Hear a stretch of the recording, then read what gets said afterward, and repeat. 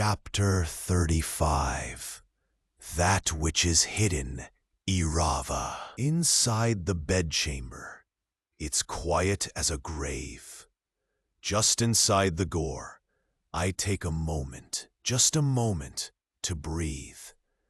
Because I've been here before, and I wasn't caught before, I won't be now.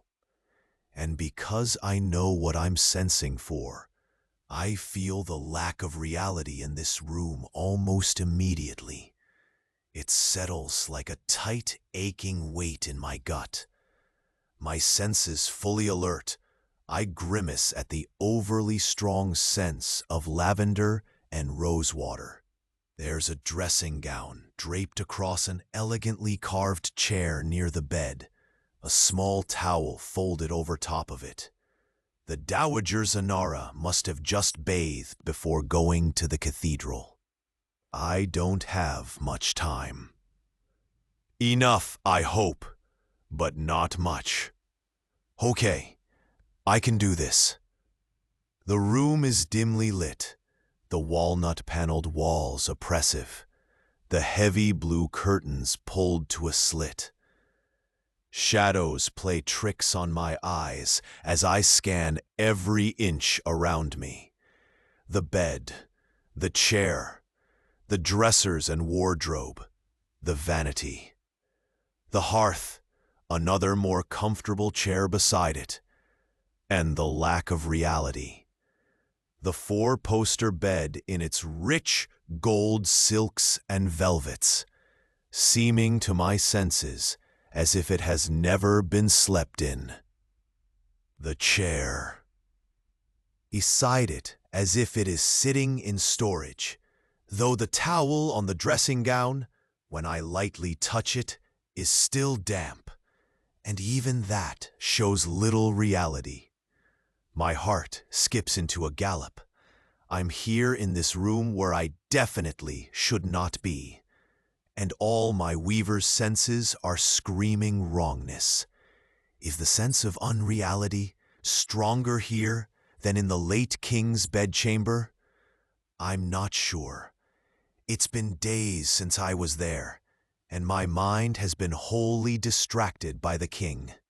And I've never dealt with anything like this before. I can sense that it's something, yes, like a muffled shroud over the threads of reality. But what do I do about it? Where are the threads to even go about unraveling this weaving? And should I unravel it? Would that alert the Dowager, or the king's enemies, or whoever wove it? I don't understand this kind of weaving enough to know. I am a powerful weaver, yes, but trained within the confines of what was available in my mother's library, which wasn't nearly as much as I'd like. I don't have the time for subtlety, but subtlety is what I need. So I stand in the center of the room, pray to the gods that the Dowager doesn't come back early, and stretch my senses further. I don't just sense the reality around me. I start perusing its potential, all the potential I can feel, and it isn't much through the absence, but still, I strain. Then finally settle, and just breathe. I hear a slight rustle of wind outside the curtained window and strain to hear anything more.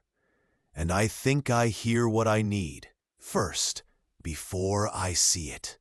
Hear it with my weaver's senses, the discordant hum of a single thread, like a plucked string on a lute, that tiny shade off key, resonating before it fades. With my eyes still mostly closed, I move toward it. It's in the corner of the room, nearer the door into the rest of the suite.